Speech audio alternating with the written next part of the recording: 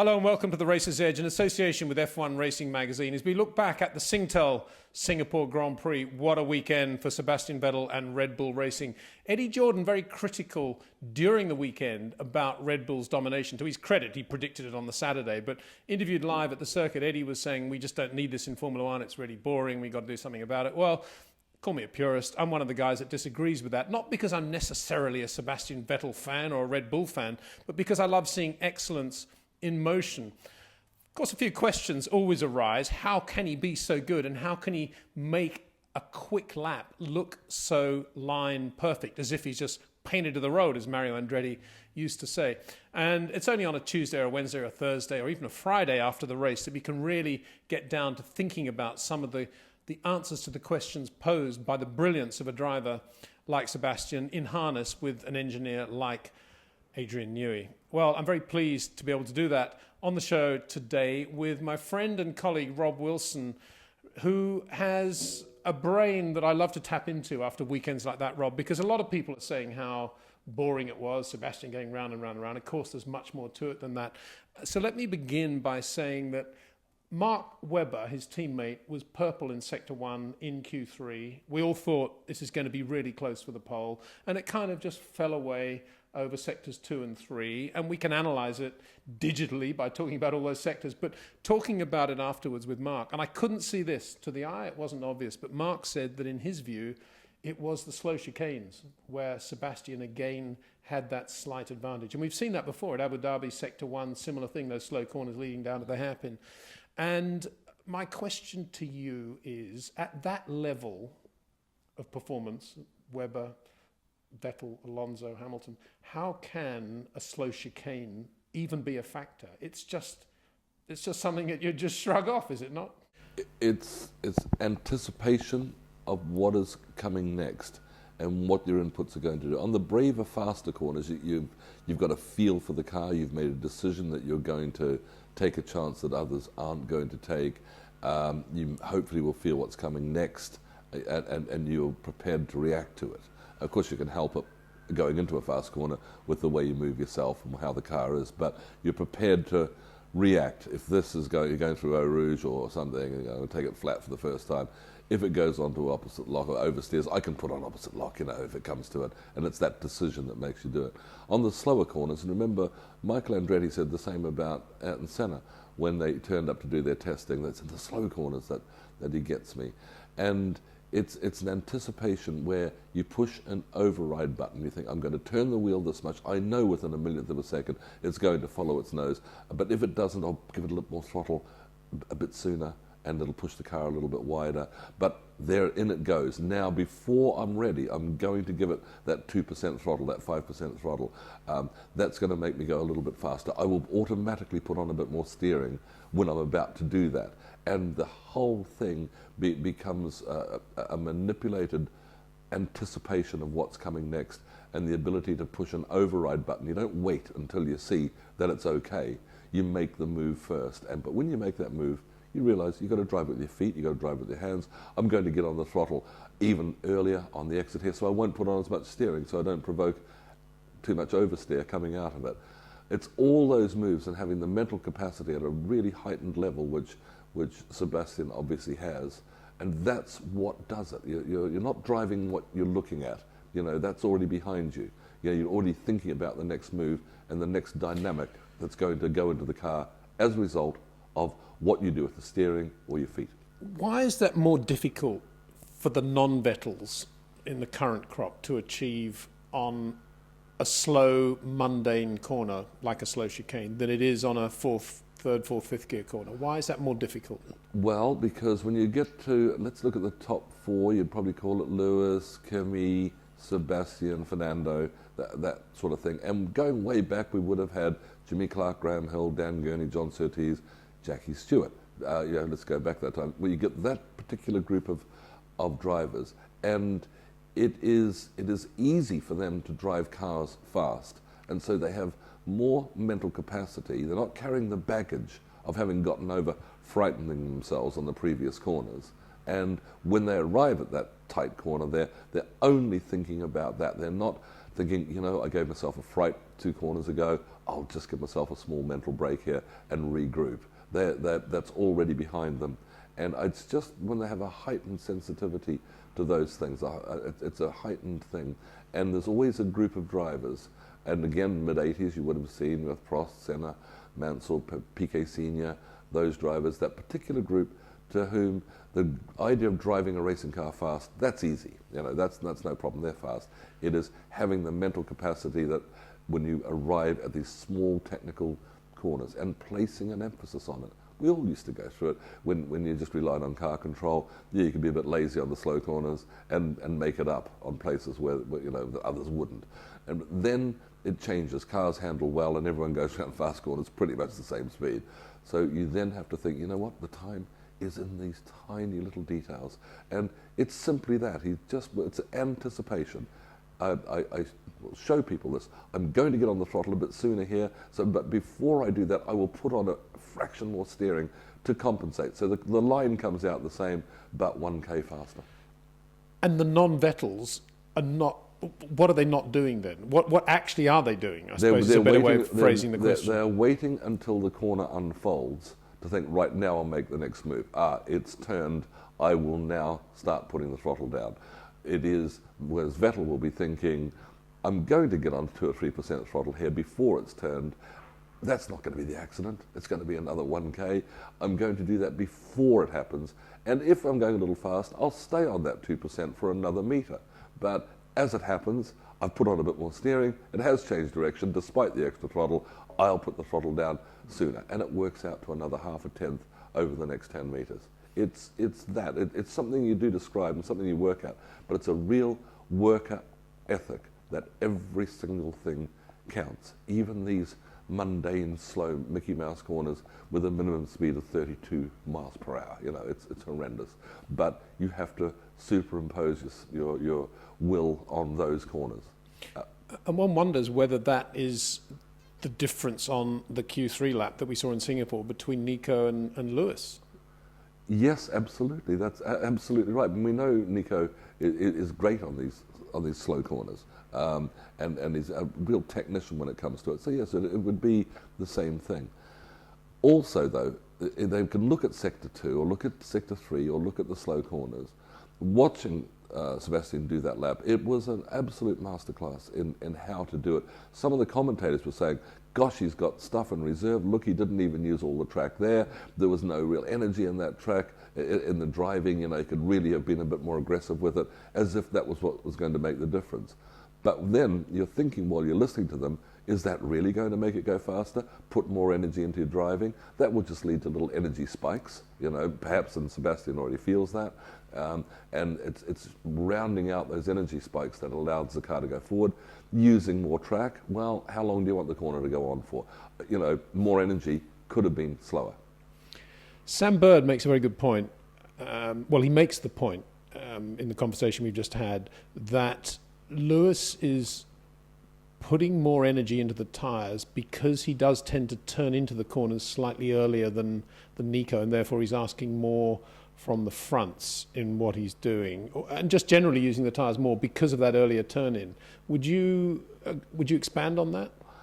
Well, it won't necessarily even, you know, there's a couple of views on that. The slightly earlier turn in there, forget it as a line thing. It's transferring the weight a little bit sooner and getting a message from the car sooner about what's going to happen next.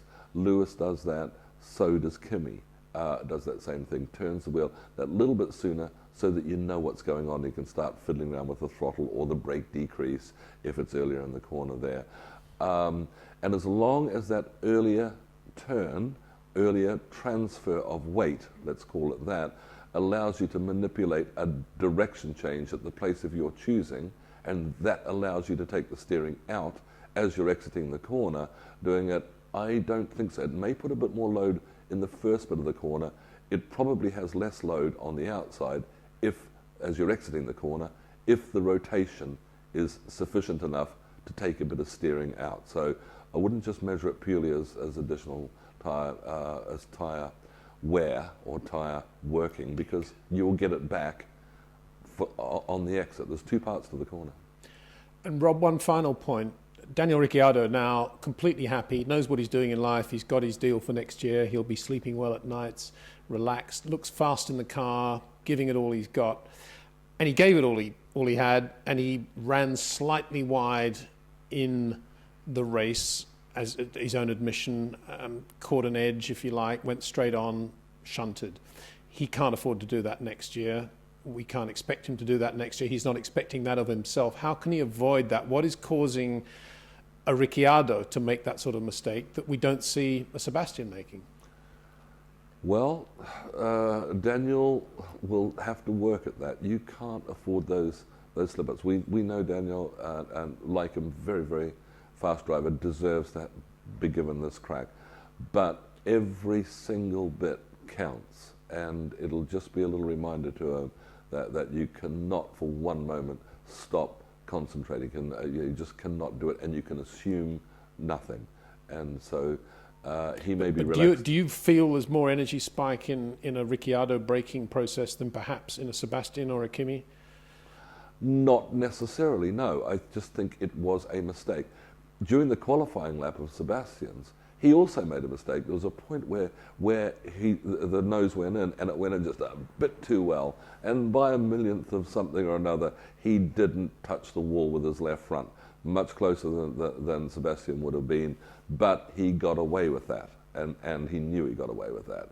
And so, and again, Daniel didn't on that occasion. I think it was just a mistake, and it will just make him realize that he can count on nothing. I think it was probably sort of good for him in a way. We didn't want it to happen to him, but it's not likely to happen again. Rob, your man Kimi he actually tweaked a nerve 3 races ago, we now know. And talking to Mark Arnold after the race, he used the phrase, I'm sure it wasn't that bad, but he actually used the phrase within sort of medical speak of a twisted vertebra which did something to a nerve, and it was pretty bad, and obviously had a lot of anti-inflammatories during the race. But you got to be pleased with the way your man drove as a result. Oh, it was terrific, wasn't it? Absolutely relentless, professional, solid, and yeah, just excellent drive. And of course, the move around the outside of Jensen. He was actually quite right. People were saying what a wonderful move on the outside. Kimi's analysis, well, you knew how much grip there was on the outside. He sort of knew that Jensen would probably back away. That Jensen helped him. He held a slightly tighter line and got a bit of oversteer coming out of that corner. It's a little bit like when we're talking about when Grosjean went around the outside of Massa at Hungary, and people were saying it's wonderful stuff, we mustn't stop this happening by penalising them for going off the track. Fine, put a wall there and get rid of this committee stuff. But they were saying what a wonderful move, and I wasn't that. I was saying, well, you're already driving the other guy's car. You know he's on a tighter line. You know he's going to have to brake slightly sooner if he's sensible, because it won't turn as well, it won't slow down as well. You've got more grip on the outside. Button has that judgment to say, I'm going to have to brake earlier, I'm on a tighter line. Kimi knows that Button will have that judgment. Knows he wouldn't have been looking at Jensen, he'd be looking how late can I brake and at what point can I turn. That Jensen was there wouldn't have even been a factor. Jensen will take care of himself. Kimi was already driving Jensen's car for him then. And it's not this grand stuff. And Kimi, at the end, they said, he played that down, they're doing it. It's exactly what the case is. He knew he had more grip on the outside.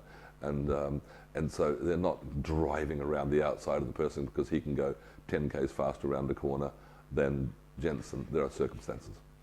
I mentioned Sam Bird's comments there of comparing Lewis Hamilton's turn-in to Nico Rosberg. Sam knows what he's talking about in terms of description of driving styles in Mercedes, because of course he does so much work for AMG Mercedes F1 when he's not out there winning GP2 races. Well, he didn't win the feature race at Singapore. He didn't qualify particularly well, but he drove beautifully in that feature race to finish 8th, which of course put him on the pole for the Sunday race, which he duly won. And as we now go to the finale of the GP2 series in Abu Dhabi, 7 points separate Fabio Lima and Sam Bird. Another great weekend for him. So I spoke to Sam about all that, and indeed about his role at Mercedes and lots of other stuff as well. Sam Bird. Sam, thanks for joining us, and congratulations on win number 5 now in this amazing GP2 season of yours. Thanks very much. It's nice to Nice to speak to you again, Peter. It wasn't plain sailing, and I know the goal is always to be on the pole and to do well in the feature race, but it looked to be a difficult weekend. And I think we have to remind viewers that this was the first time you'd been to in Singapore, right? Exactly. It was the first time that I've been there. Very, very difficult track. Lots and lots of corners. Obviously, it is a street track. Street tracks tend to be something that I very much look forward to, and that I like to drive, something that I think I have a good skill level at. But the weekend didn't go smoothly, and it didn't go according to plan. It took a lot of effort on Saturday, and probably my best race of the year so far, in order to put myself in the position to win on Sunday. You didn't actually make a great start either, from memory. Well, the start itself was actually okay. It was where I positioned myself around the exit of turn 2 and the exit of turn 5. I was in like a big bunch of cars, and unfortunately, both times I kind of got squeezed out to the outside. And with where I am in the championship at the moment, I kind of need to, I'll not play it safe, but I can't attack and hope for the best at this stage in the season. I need to be racking up the points, and unfortunately, it just left me down in about 13th or 14th place after the first lap. Well, let's just keep things in chronological order. Qualifying first, the car, did you have problems with the car, or did you just not get a free lap? What was the problem in qualifying? The car wasn't ideal. It wasn't the best car that Russian Time have given me. However, I also came across a certain somebody in qualifying again. Yes, quite a lot of qualifying for me. And there were quite a lot of onboards actually showing that, quite a lot of hand gestures from S. Byrne. No surprise, but it's a lot of cars on the track there, because there'd been a delay, right, in qualifying. So everybody was out with about 7 minutes to go. Yeah, absolutely. There was a delay. But even so, Peter, there's giving each other racing room. We have GPS from the Formula One track purchase, and we know roughly where other cars are. We also have mirrors. Some drivers choose not to use the mirrors and tend to ignore the messages of what's coming up behind them. And this particular person, obviously, well, we're talking about it was Mr. Chicotto. Yeah, it was a shame because I think realistically we would have been 4th or 5th on the grid, and from there you'd like to think that with a sound race, a normal race, you'd get on the podium from there. But then, amazingly, you did finish 8th in that feature race, and that, I guess, is the reason in your mind you're thinking that's one of the best feature races you've ever driven, let alone driven this year. Well, it was the fact that we were so far down after the first lap. I also had about a 7 or 8 second delay in the pit stop where I had a gun failure on the rear right. So it's the second race in a row where I've had a bad pit stop. And that put me down even further. I think I was down in 16th after my pit stop. So to come back to 8th was actually really, really, I was ever so happy with that. I can't tell you. It was relief, happiness. And then I looked back at how I drove the race, and it was actually like, well, technique-wise, that was very, very good. Sam, when you're in that position, are you thinking P8, I've got to finish P8? Or are you just thinking, I've got to get past this guy in front regardless? Well, at that point, when I came out of the pits and I knew where I was, it was just a case of, okay, well, you need to get your head down now, Sam, and you need to drive as quickly as you can. However, you also need to manage these tyres, because I knew it was going to be difficult for quite a few people to look after them, because it is a track where thermal degradation is very, very high. It was extremely hot, and once you get into that thermal degradation zone, there's no getting out of it. So I just had to kind of drive just below the limit of what the tyre could do to, before I got into that thermal degradation zone, and just keep it right there for 20 laps. And that's what I was able to do.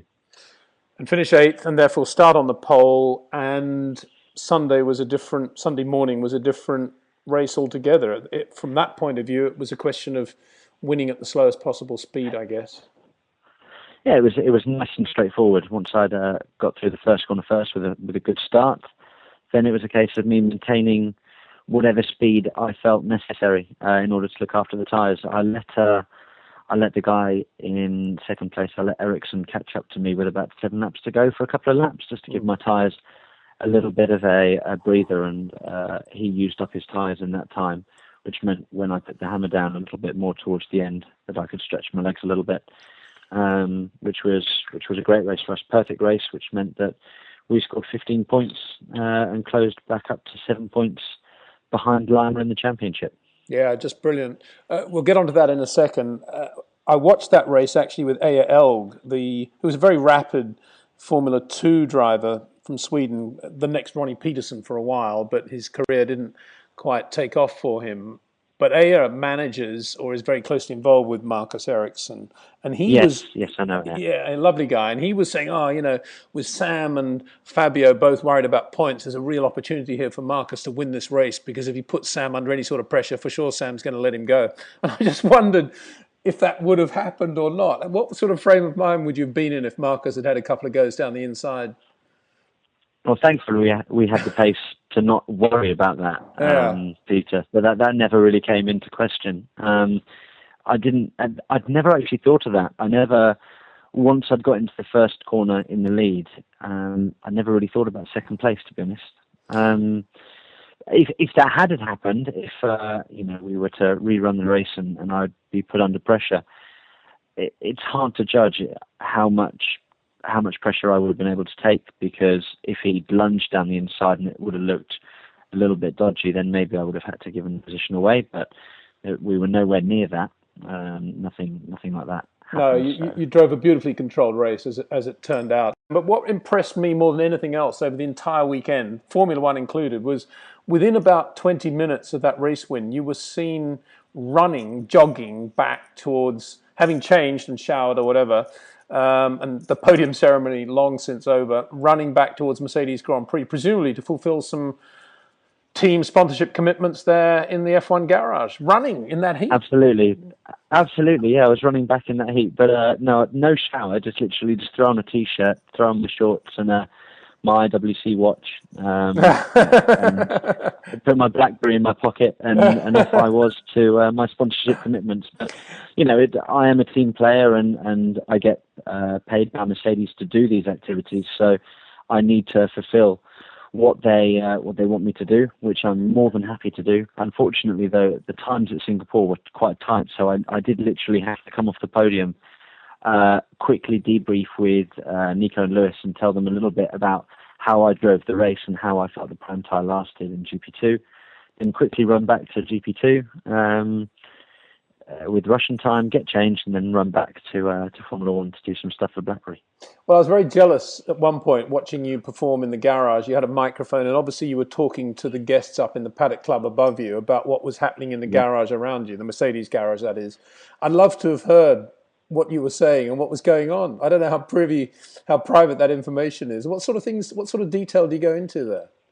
No, we basically, it's a pit link to our guests up in the suite via UBS, and it's basically just a little insight to all the guests about how the weekend works. Give them my predictions of how Mercedes might do, small predictions on strategy, what we think might happen, how quick I think we are.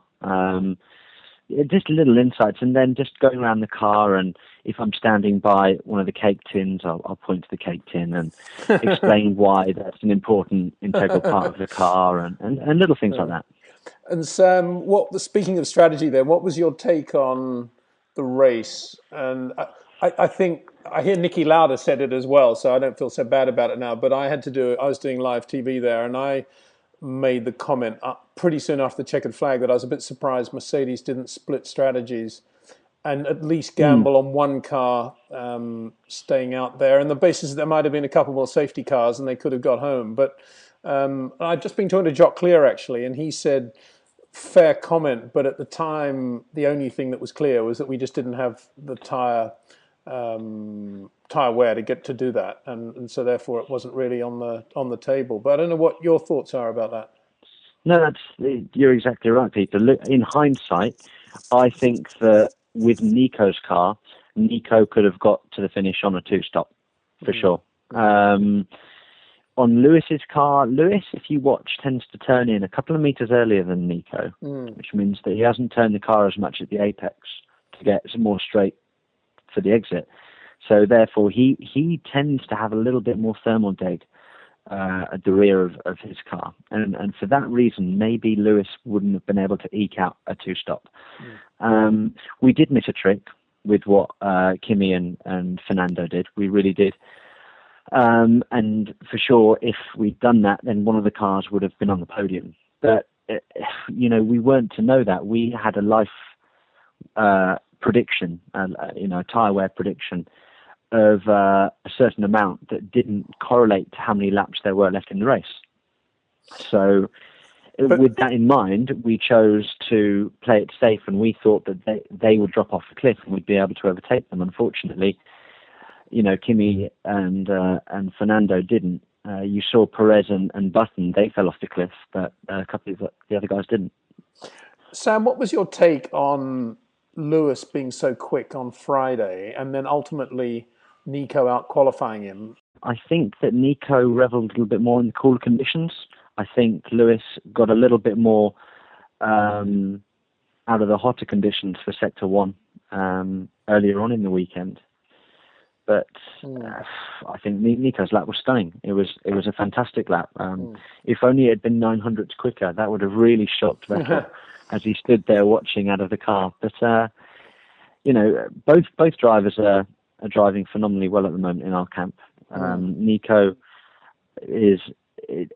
To me, it's not a surprise that he's doing this well against Lewis Hamilton, who I think many listeners who are listening to this would probably have thought, oh, well, Lewis is going to go to Mercedes and he's going to obviously be the team number one. It's not like that at all. They both push each other extremely hard, and they are both just as quick as each other.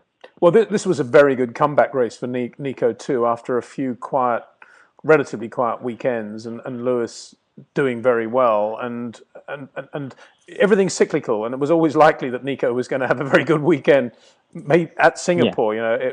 He was due for one, and it's kind of a shame that it didn't work out for him quite as well as it could have at the end of the result. Just getting back to your championship now, Sam, very close between you and Fabio. He's a quick driver, Fabio Lima. What's your view of him, and how do you pigeonhole him in your mind? Well, he is very, very quick. This is his second year now with racing engineering. It's his fourth year in GP2. So he's very experienced in GP2, more so than me. This is my third year. It's his fourth year. But we both started at the same time, obviously. But he's been very quick the last 2 years. In fact, I think he's had the best qualifying results last year and this year, if you average them out. Just pipping me at the moment. So he is extremely quick. He's been consistent this year. But it's very, very close, and it's going to be a case of who has a better Abu Dhabi. That's going to decide the whole championship, to be honest. Who has the better one race weekend?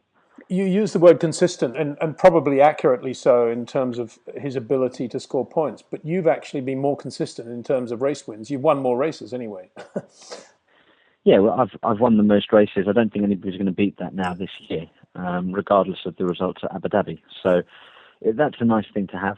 I think if I were to win one more, I think that would equal the record of wins in a GP2 season. So I'd very much like to get that under my belt as well. But the main thing for Russian time, obviously, because I'm employed by them, is the teams championship, which we currently lead as well. Myself and Tom Dillman have, I think, done a good job so far this year, but we just need to close that out now. We've got two teams close behind us in Carlin and Racing Engineering. But that's what the team really, really wants. The Russian investors who have put together this team, and thankfully they've given me a drive for this year. They said from the outset that the aim was to win the team's championship. If we can win the drivers in doing that, fantastic. But obviously, if I'm thinking selfishly, of course I want to win the drivers. Yeah. If we can win the teams by winning the drivers, then amazing. Well, I think you've won many new supporters this year, Sam, and I'm sure you'll have a lot of people hoping that you can win both championships in Abu Dhabi, but particularly the drivers, because you deserve it. I started karting when I was 10 years old. I was writing letters to mum and dad when I was 8 every single weekend saying, Mum, Dad, I want to go karting. That's when the story kind of started for me. But I started single-seater racing when I was 17. And as any young driver, you just work your way up. I haven't had the necessary funding or backing at certain points in my career, and it has been touch and go. Obviously, this year was one of the main ones where I didn't have any funding. I went to the Australian Grand Prix with my job with Mercedes, and it looked very much as if we weren't going to be racing that year. It was very late in the day, and I had a fractured bone in my wrist at the time. I had an operation, so that was quite fresh as well. And then I got a phone call from my manager saying, you've signed for GP2 for a new team. So it was a bit of a risk, but it's paid off in the end. I would love to think that if I can bring home a championship or two to Russia, then hopefully I will. If I can do that, then I can get some help in the future. But also with my connections with Mercedes, I have a fantastic rapport with my boss Toto, who's been really good to me this year, and fingers crossed we can continue with our relationship and it can blossom in the future as well. Have you seen or heard much from Michael Schumacher? I know has been a very good friend of yours over the last couple of years, but this year, from our point of view, obviously he's off the scene. Yeah, I spoke to Michael a couple of weeks ago, actually. His son was racing at PFI, which is a kart track, actually, in England. He was there with his son for some world championship rounds. So he said if I was free, then I should come up. Unfortunately, I was busy racing myself. But no, we keep in touch. What a friend to have, really. What a person to have in your phone book that you can call up and say, hey, mate, how's it going? Well, I'm sure, regardless, win, lose or draw in Abu Dhabi, and we all know what can happen in motor racing, there are so many variables, but I'm sure Michael will be one of the first to be, supporting you at going into Abu Dhabi, and beyond that, to be talking to you after that race. And we all wish you all the best for that, Sam. I really hope it goes well for you. Thank you very much, Peter. Thank you.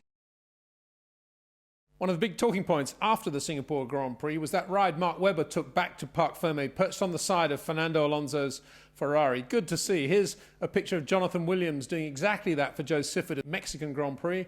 And who will forget Nigel Mansell giving Ayrton Senna a ride back to the pits after the 1991 British Grand Prix.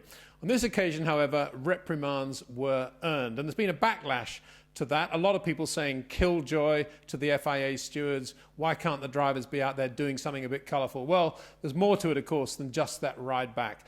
I spoke to the driver steward at Singapore, the FIA steward, Derek Warwick.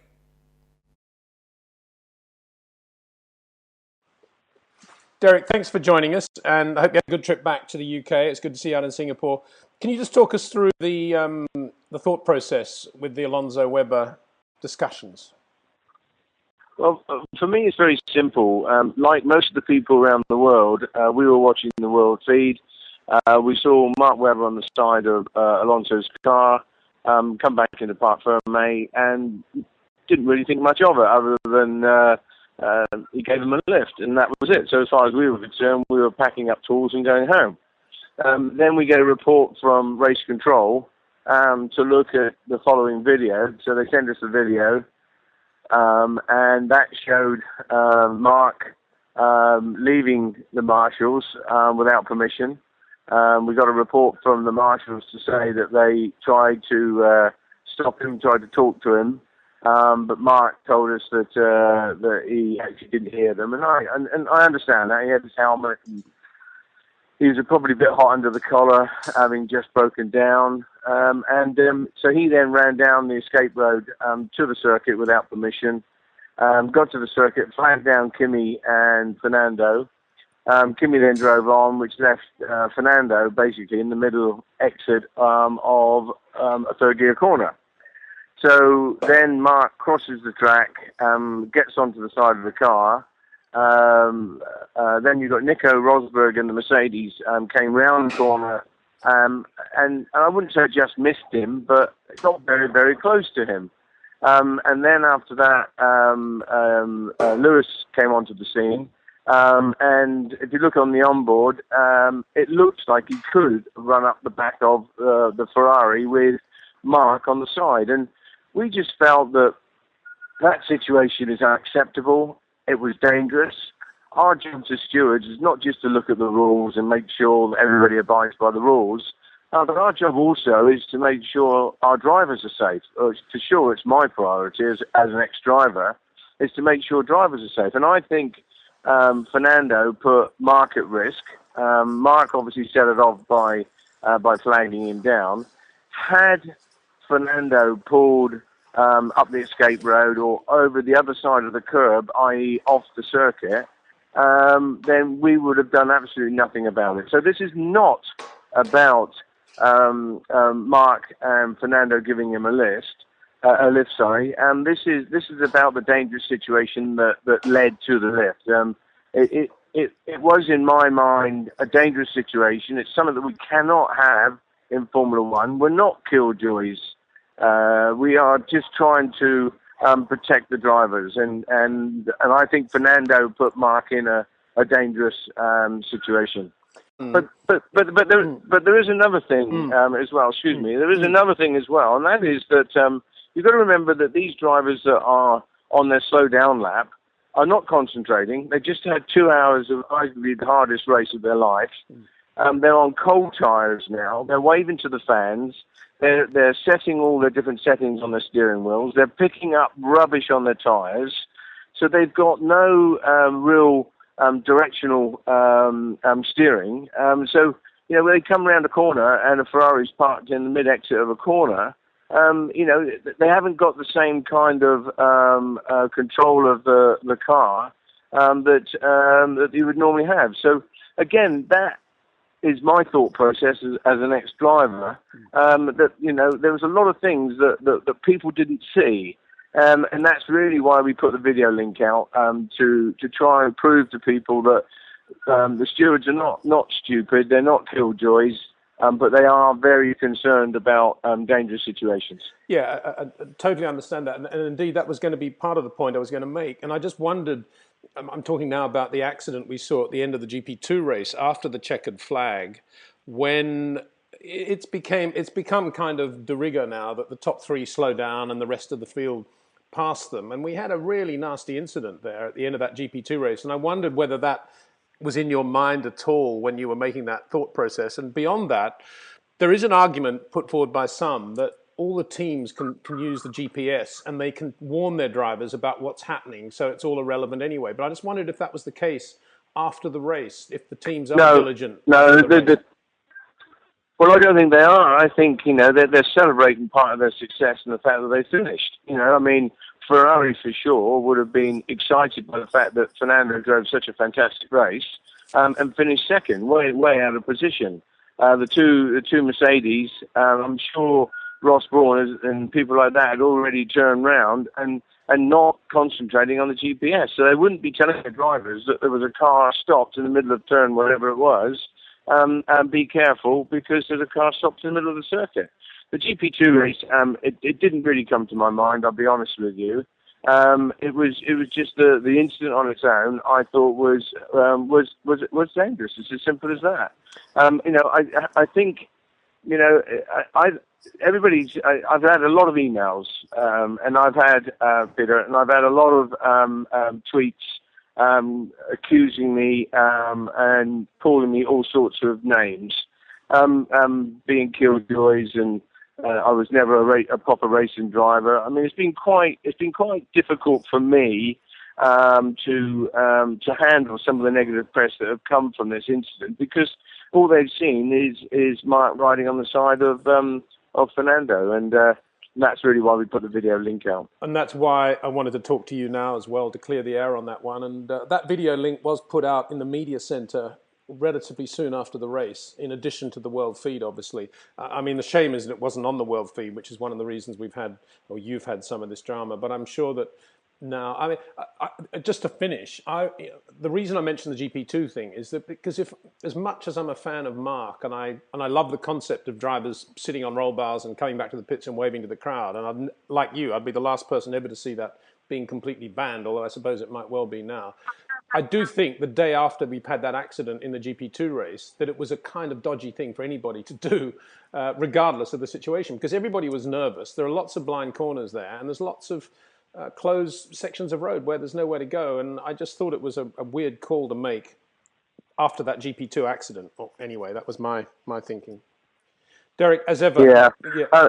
Sorry. Well, I mean, there is one other thing, Peter, that I think we should get across, and that is that about the killjoy business, because that's the one thing that's come up on the social networks more than anything, is that the stewards are killjoys.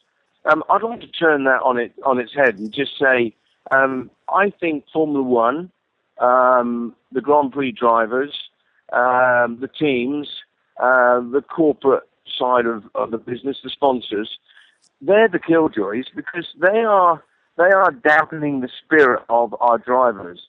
You know as well as I do, Peter, we used to walk into the paddock 20 years ago, big smiles on our face, a big spring on our step, excited by the fact of climbing into a Grand Prix car and driving a 1,300 horsepower qualifying lap, and et cetera, et cetera. I look at these drivers, I look at press conferences, and I look at interviews when you guys interview them around that little arena area. There's no smiles, there's no satisfaction, there's no excitement. I think the killjoys are the racing drivers. I think they've taken themselves too seriously. They forgot how to enjoy life. They forgot that they're the most privileged people in the world, i.e. driving a Grand Prix car. And I think the killjoys are the drivers themselves. And don't forget in all this, Peter, that it was Mark Webber, Jenson Button, and Della Rosa, who's the directors of the Grand Prix Drivers Association, that made us not give a fine, because they had agreed with Jean-Todt at the beginning of the year that no fines would be imposed on drivers. They wanted this reprimand system. And I remember saying to the drivers at Malaysia, this is going to bite you in the backside. Because, when you get 3 reprimands and you're going to get a 10 grid penalty, oh, don't worry, we top drivers will never get 3 reprimands. And here we are with one of the directors getting a reprimand. So I just say to the drivers now that be careful what you wish for, because the fact that we were not able to fine anybody, our only tool was to give a reprimand, which is quite bizarre, really, because maybe, and this is just a maybe, one of them would have got a reprimand and one of them would have only got a fine. Maybe. Yeah. And I couldn't agree with you more about the smiles and not appearing as if they're enjoying it. And I was going to finish just by saying what a pleasure it was to see you there with Rhonda, actually with a smile on your face, walking around the paddock as if you were enjoying being in Singapore for a week and treating it as part of one of the good things in life. But Peter, I love Formula One. It's part of my blood. That's why I'm giving something back to this great sport of mine. And I see it being eroded by some of its competitors, and I feel sad for them and sad for my sport. Derek, great pleasure to talk as ever. Thanks so much for joining us, and see you again very soon. My pleasure. Derek Warwick, Rob. We often use the phrase in racing, he's a really nice guy. I mean, quite often that's a sort of fob for saying he's not that quick, but at least he's a good bloke. It's like somebody's very popular. Quite sure what that means either. But Derek Warwick, to me, has his heart absolutely in the right place. He's what I would call a true racing driver. But how did you rate him? Oh, proper quality performer. He was doing Formula 3 when I was doing it back with Mansell. I mean, the one win I got over him, I think I made a slightly better tyre choice than he did. He wasn't always that nice back in '78. But I always thought he was faster than Nigel Mansell. I thought he was a quality and remained a quality performer. Renault was fading when he got his Formula One drive there with him. It was a great break, but the car wasn't quite as good as it was in the Prost times. No, very, very talented driver. Yeah, and that's the one thing, although we love social media and everything that comes with it in terms of its immediacy, it's very upsetting to hear that people are being rude to Derek Warwick about anything, really, because the guy is just a performer, and all he is a racing driver that does things correctly. Yeah, I think so too. That's very hard. And when we looked at that video of what actually happened there, it seemed like the judgment was the right thing. And it's, but people always used to shout at radios, but you never heard about them. These days they push a few buttons and you get all those views coming through. So people almost don't mean it, but you shout at the radio, shout at the television. Didn't used to come out all over the broadcast media. Now it does. I don't think it's any different. It's just that people have a say these days. Well, Rob, thanks so much for joining us. It's been a lot of fun, as ever, discussing all these details. I bought this in Australia, actually. I had to Australia after Singapore. It was Jack's birthday earlier this week. Looks I got him this. Yeah. But it's I think you'll like it because it performs. He's a performing koala bear. And there you go. And I thought we could do the closing tune with you and the koala, in fact, couldn't we? Can it sing? All right. Well, there's a bit too much going on there. But ding, ding, ding, ding, ding, ding, ding, ding.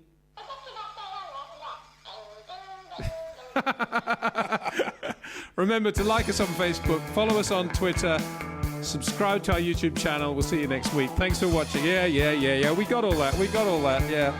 Thank you.